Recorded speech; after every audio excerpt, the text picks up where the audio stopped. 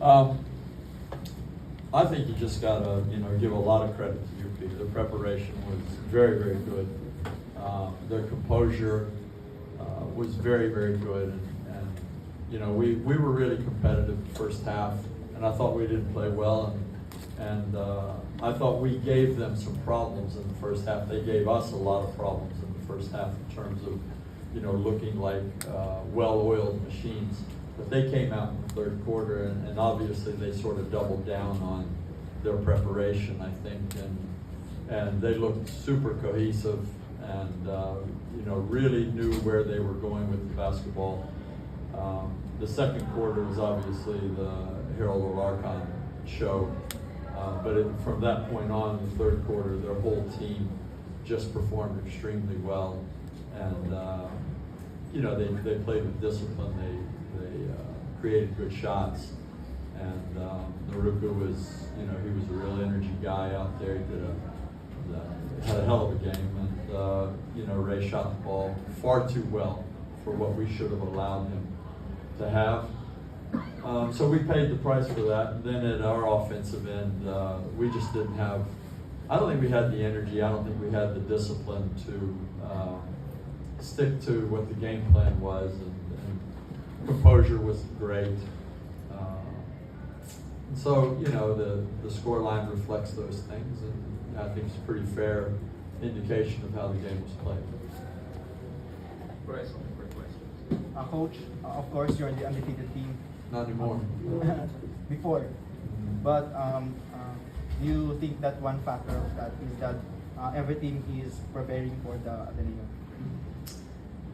No, I don't think so. I think UP prepared for us very well, and I think UST will. I think I said after we won 2 games that by the end of the first round there won't be any undefeated teams.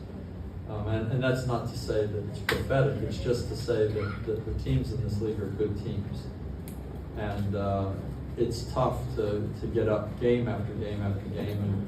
And we looked at this week where we have 3 games in 6 days, and we saw a real tough schedule, and it requires you to do things a little bit differently as a coach. And some of it is guesswork. You hope you get the guys' energy right, you hope you get their legs right, you hope you spend enough time drilling your opponent's systems and create enough familiarity within your team to be able to go out and execute a game plan.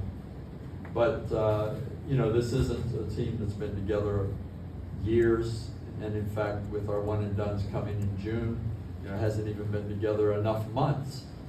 But that's just the battle that you fight, and every coach throughout the course of a season is going to have a tough week, some tough battles, and we're all trying to figure out the right formula to get ready, and obviously we didn't get it quite right for this game.